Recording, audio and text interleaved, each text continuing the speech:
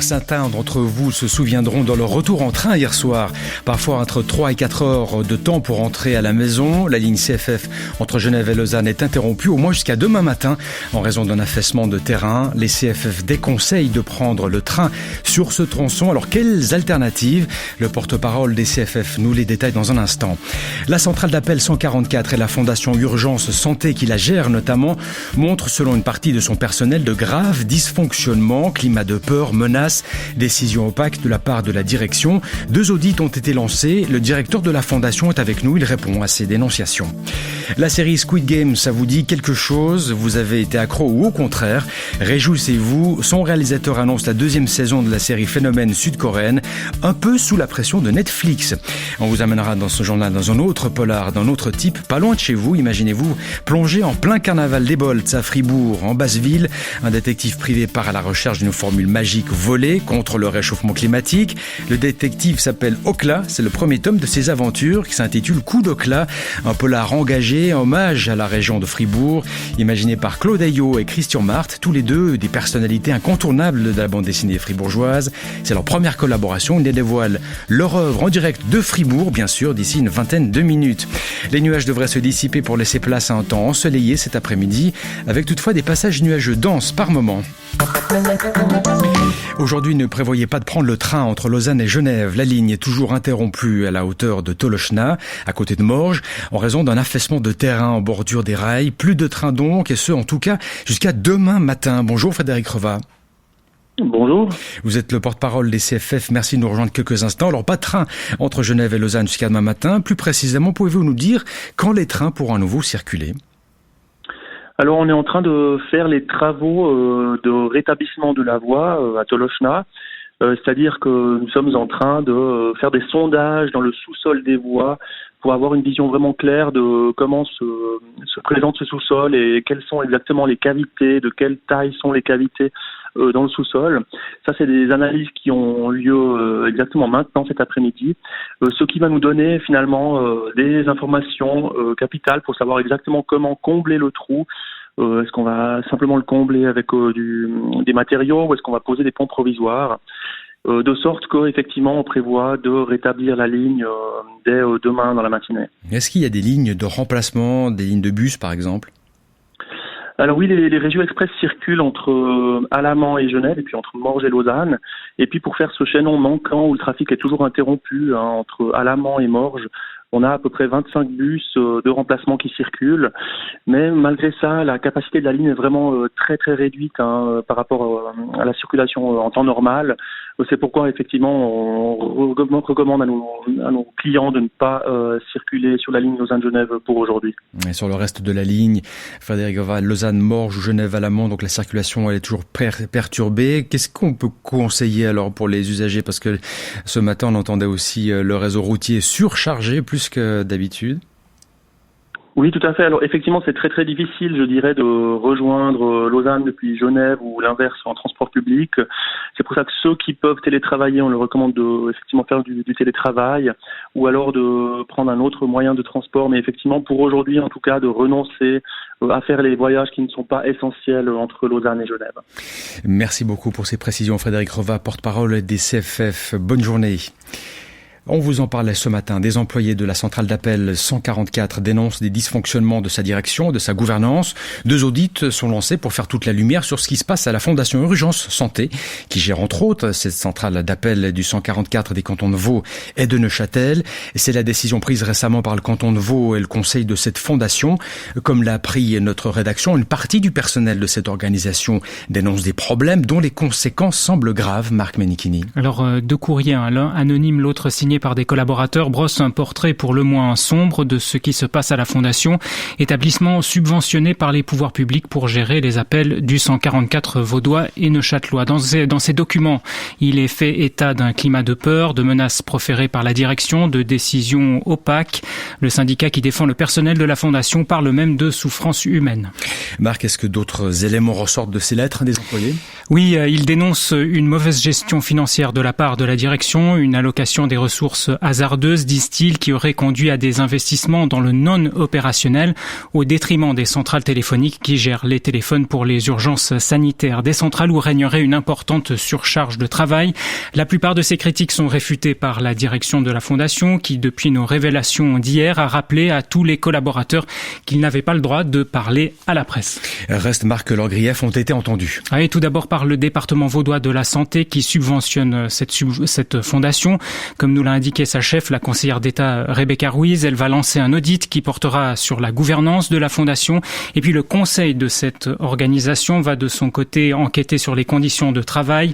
Il a mandaté un bureau externe pour mener cet autre audit. Enfin, vous dire encore qu'une interpellation urgente au Grand Conseil vaudois déposée hier par l'UDC veut maintenant savoir quelle surveillance le canton de Vaud aurait exercé ou non sur cette fondation. Merci pour ces précisions, Marc Menichini. Et bonjour à vous, Pierre Aubry. Bonjour. Vous êtes le directeur de la Fondation Urgence Santé qui gère notamment les appels au 144 des cantons de Vaud et de Neuchâtel. Merci d'avoir accepté notre invitation ici en direct dans nos studios à Lausanne. Est-ce que, comme le laisse entendre le syndicat SSP, Pierre Aubry, et 2 lettres d'employés, la fondation que vous dirigez est en crise? Je pense que la fondation est en crise. C'est une crise qui dure depuis déjà plusieurs années.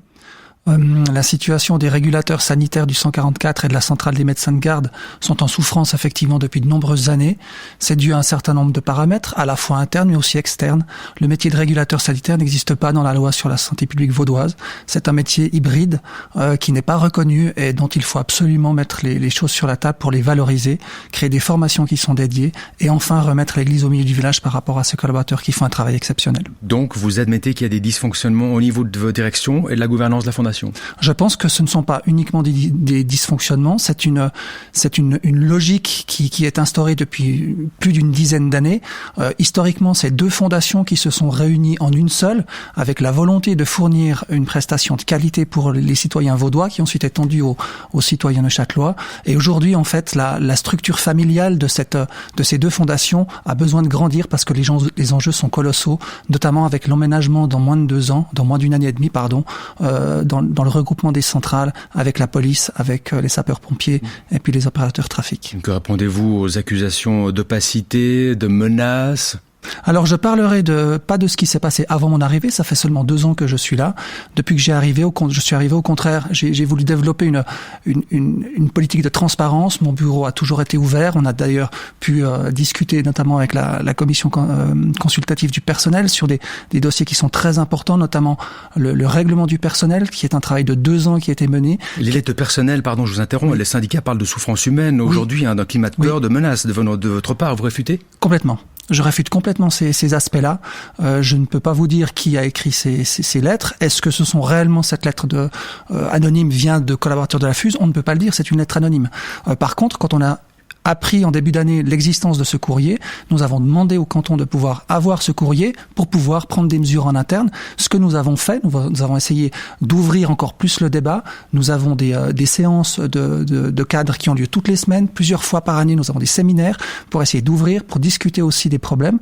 Et puis nous avons fait valider par le conseil de fondation ce fameux règlement du personnel qui offre aussi une base très importante et saine pour les collaborateurs. Donc ce climat de terreur, de peur, est-ce que vous assurez que vous êtes jamais emporté contre des collaborateurs, que vous les auriez jamais menacés? Ah non, absolument pas. Je n'ai jamais menacé personne. Par contre, je mets toujours chaque collaborateur, chaque cadre en face de ses propres responsabilités. C'est mon rôle aussi quand j'ai 2 chefs de centrale qui s'occupent de prestations comme le 144 Astra, les médecins de garde, qui ont une très haute importance, de pouvoir aussi faire évoluer le système de l'intérieur. Peut-être que certaines de mes remarques ou prises de décision ont été mal prises, mais en aucun cas je n'ai fait preuve de méchanceté ou quoi que ce soit. Le personnel de la Fondation serait confronté à une surcharge de travail. Il y aurait eu plusieurs démissions d'ailleurs ces derniers mois, vous confirmez? Alors, c'est pas ces derniers mois. On a des démissions qui sont comme dans chaque entreprise relativement récurrentes. On va dire 2 à 3 par année.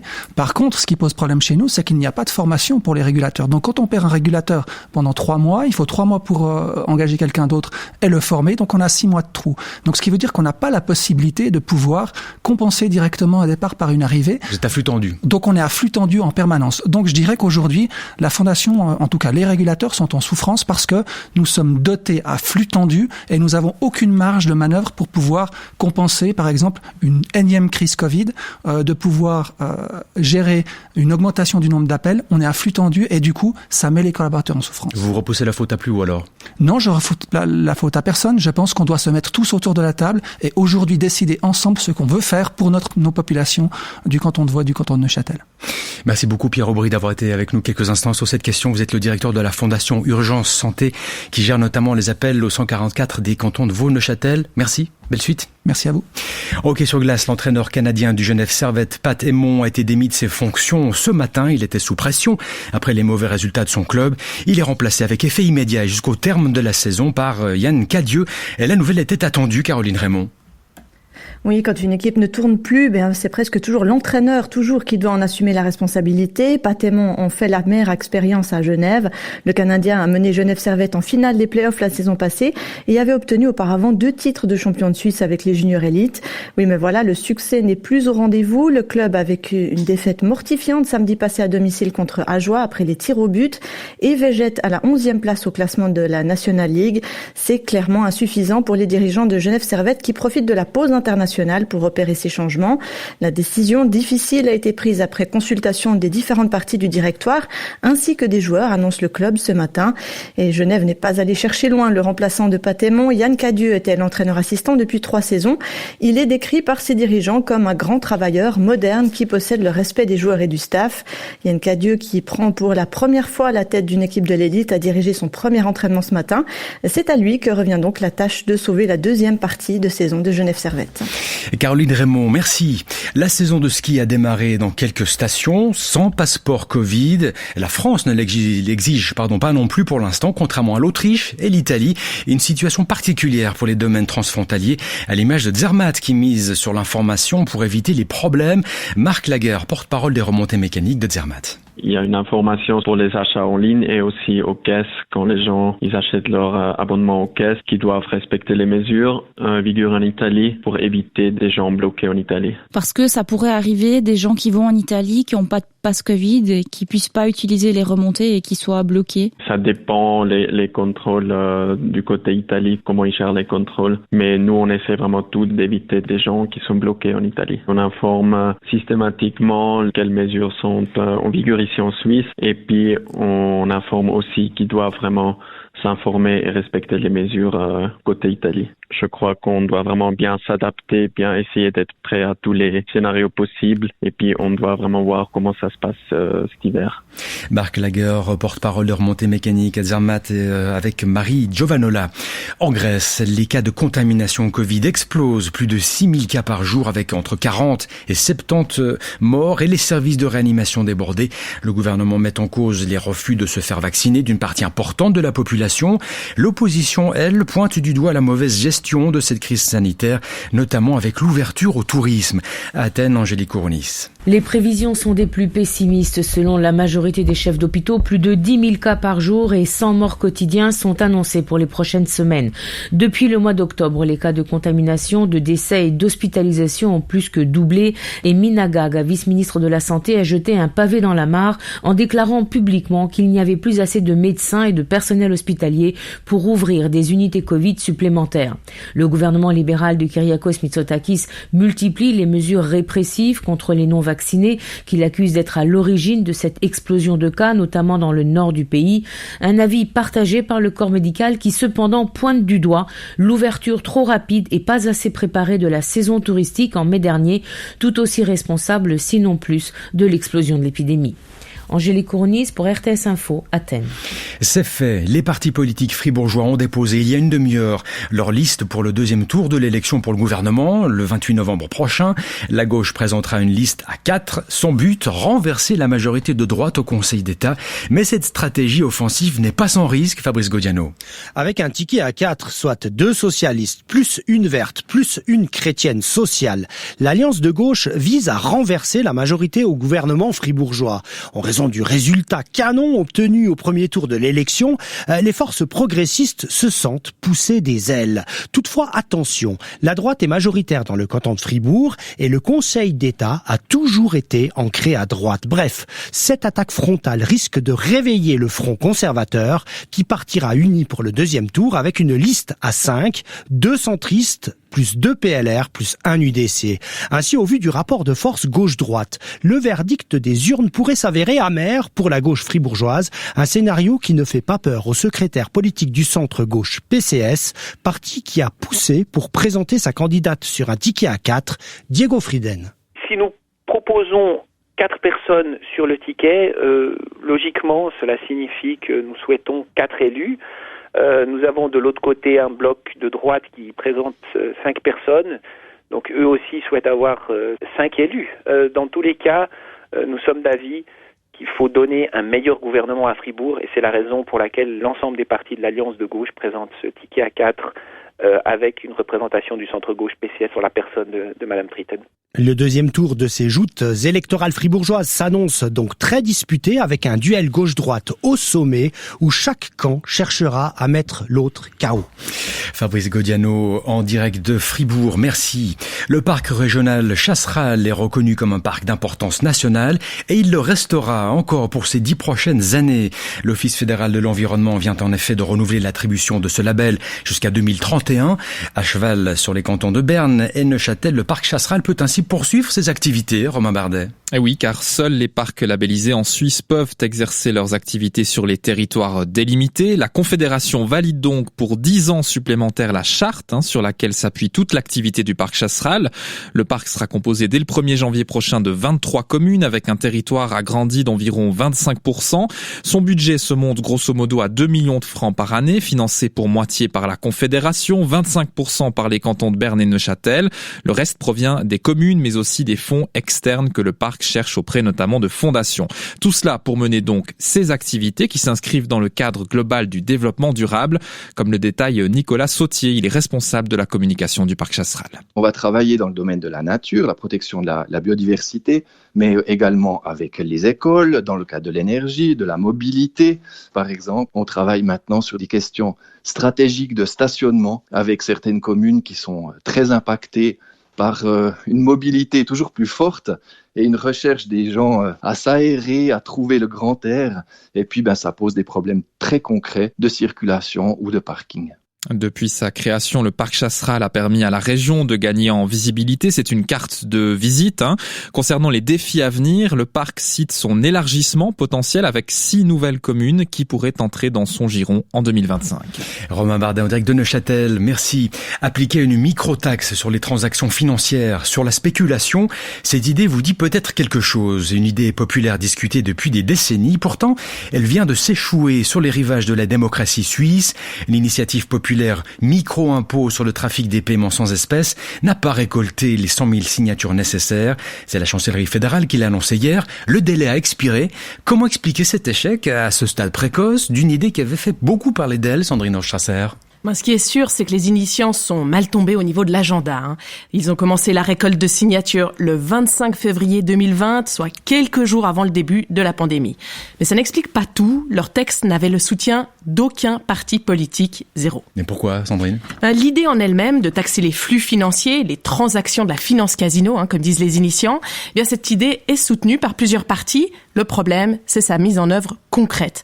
L'initiative voulait prélever un impôt de 0,5% maximum sur chaque transaction électronique, y compris les achats par carte bancaire ou les retraits au bancomat.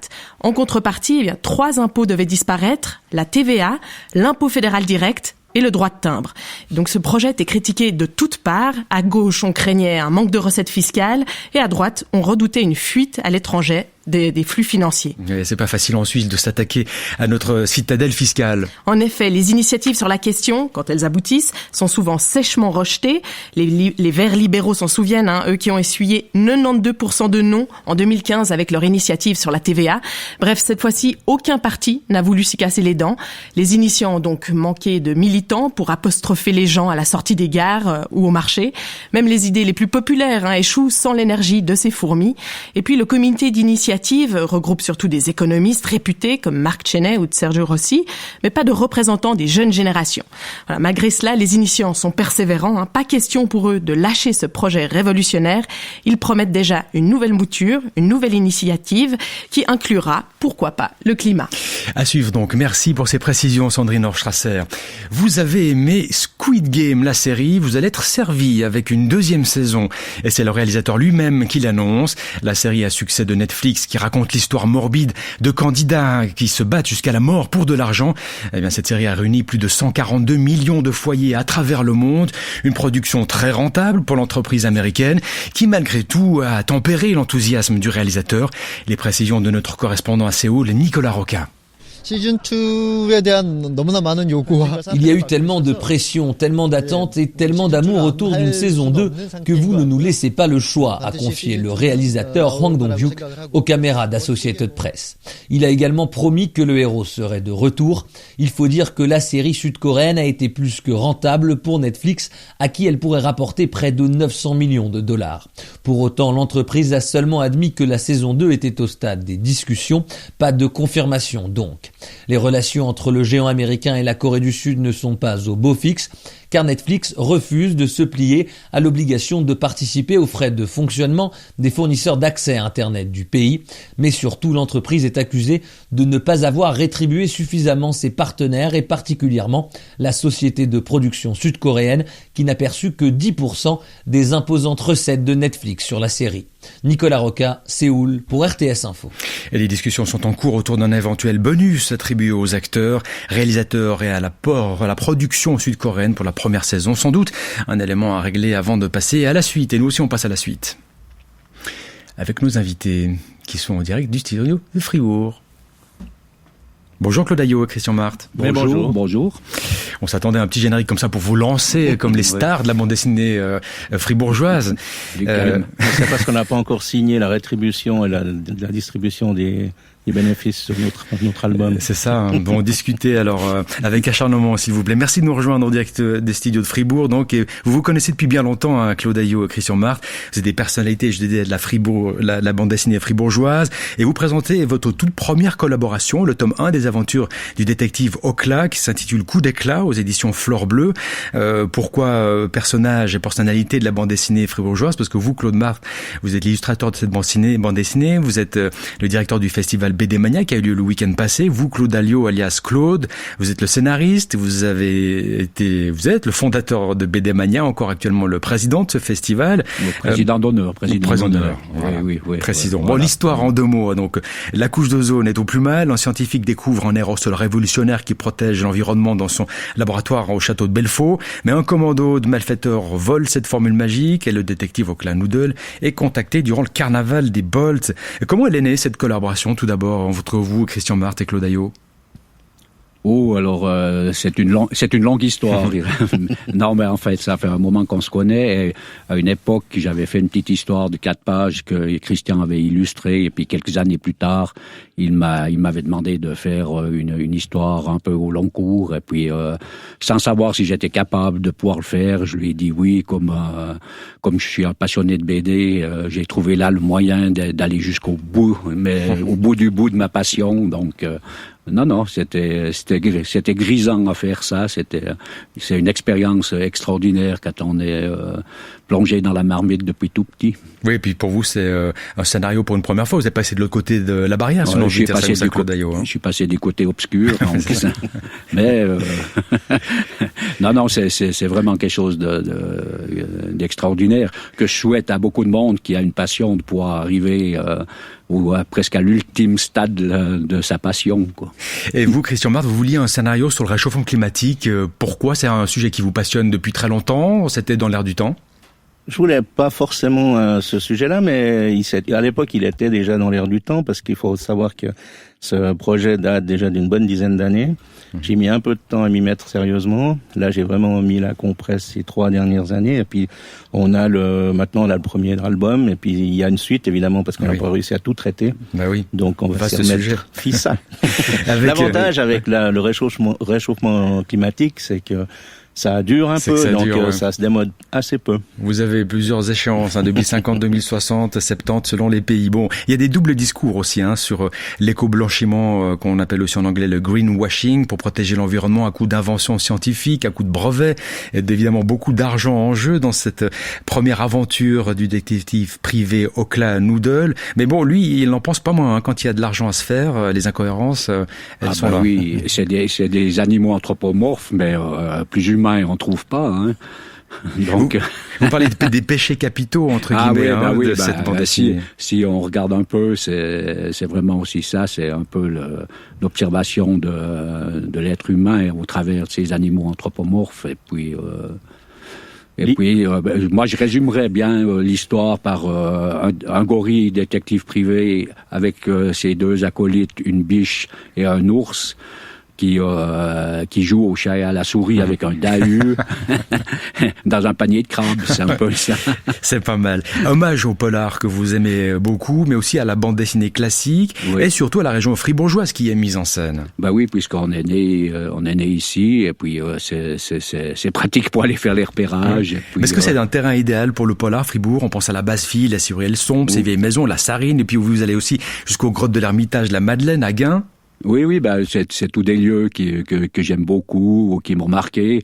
Ensuite, il va beaucoup plus loin que Fribourg. Ça se cantonne pas seulement à Fribourg, mais c'est tous des endroits qui m'ont plu, où j'avais envie de faire évoluer le personnage à Christian. Oui, le personnage qui existe, vous le disiez tout à l'heure, Christian Marc, depuis quelque temps déjà. Depuis le début des années 80. Il était apparu comme un personnage secondaire dans une autre série que j'avais lancée à l'époque où j'avais un fanzine. Et puis, pour finir, en fait, j'ai gardé que lui, et puis je l'ai fait trimballer dans quelques histoires courtes, 10, 12 pages, il y a 4 ou 5 épisodes comme ça, puis j'ai jamais été jusqu'à l'album. Puis c'est un peu par défi qu'on s'est lancé avec Claude pour faire cet épisode. On pense un peu au concombre masqué, cette sorte d'anti-héros. Est-ce qu'il lui ressemble, Okla ? Alors, je n'avais pas imaginé le concombre masqué comme référence directe, mais disons qu'en de toute façon, c'est un héros qui maîtrise pas des masses de trucs, et puis qui est assez humain dans le sens où il fait pas la morale, il essaye de surfer, de faire ce qu'il peut, mais sans forcément toujours y parvenir. Mais il tire pas très bien non plus, Non, non. Sur les cibles mouvantes. Ça, c'est presque autobiographique parce que j'ai jamais été. Quand j'étais au service militaire, je devais toujours rester le samedi après-midi pour aller encore faire tirer parce que j'étais tellement nul. Donc. Alors évidemment, on sort un petit peu de Fribourg, vous l'évoquiez tout à l'heure, on va jusqu'en Sibérie ou dans des pays imaginaires, balnéaires, la Narcosie. Vous allez chercher où tout ça ? Ça c'est aussi un peu les idées viennent aussi un peu avec le vécu. Donc comme j'ai eu des ennuis de santé et je me suis tapé entre guillemets synarcose en 8 mois, donc ça laisse des séquelles quand même. Des souvenirs transformés. On veut bien le dire, mais ça laisse des séquelles. Et alors donc le tome 2 est fait, ça veut dire que vous allez continuer sur cette lancée. Comment vous imaginez l'avenir de ces aventures du détective privé Okla Noodle? Alors le tome 2 est écrit, mais maintenant il reste encore le découpage et le dessin surtout. Je sais pas pourquoi il me regarde. Mais après on verra. De toute façon, je connais la fin que je vous dirai pas d'ailleurs. Mais vous allez pas spoiler, s'il vous plaît. Non, le détective Okla va rester dans la région de Fribourg. Il va aller un petit peu plus loin. Il va passer la barrière de Rösti. Je sais pas s'il ira vers le nord, mais continue à le taquiner parce que moi je sais pas du tout où il va nous emmener. Ah ouais, c'est ça. Non, il aura encore des beaux jours sur Fribourg, mais après il va quand même parce que finalement, il a quand même assez ouvert d'esprit, ce Okla, donc il va quand même pouvoir voyager encore dans quelques contrées, peut-être imaginaires aussi. La suite, est-ce que vous avez déjà, avant de parler de la suite, peut-être brièvement en conclusion, des premiers retours, les Fribourgeois, qui évidemment vous croisent régulièrement, ne serait-ce qu'au Festival BD Mania du week-end passé, est-ce qu'il vous a dit un retour de ceci sur la bande dessinée, sur cette aventure? Oui, il y a quand même quelques petits retours, mais parce que il est tout frais, ça fait à peine 2 semaines qu'il est sorti.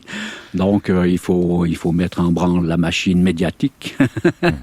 Et puis non mais il y a comme on est aussi des personnages bien connus dans la région, donc il y a des gens qui nous interpellent dans la rue. Et puis en plus, je suis le facteur au village. Bon, eh bien, écoutez, bonne suite à vous. En tout cas, merci d'avoir été avec nous quelques instants pour nous parler de Coup d'Ocla, le premier tome des aventures du détective privé Ocla Noodle, aux éditions Fleur Bleue. Bonne suite à vous, Christian Marthe et Claude Alliot. Merci beaucoup. Merci. Au revoir. Bonne journée. Le temps cet après-midi assez ensoleillé dans l'ensemble avec des passages nuageux par moments denses en provenance du sud. Il fera entre 9 et 13 degrés aujourd'hui. La météo avec la vente en ligne alloboisson.ch, livraison au bureau et à la maison. C'est la fin de ce 12-30. Merci de votre attention. Merci à toute l'équipe de la rédaction qui m'aide à le préparer. À l'édition aujourd'hui, Mélissa Chollet, à la technique, Damien Barrière, Yanis Bordas, Jean Berset. Demain, vous retrouverez Agathe Birden à ce 12-30. D'ici là, passez un excellent après-midi. Il est 13h sur la première.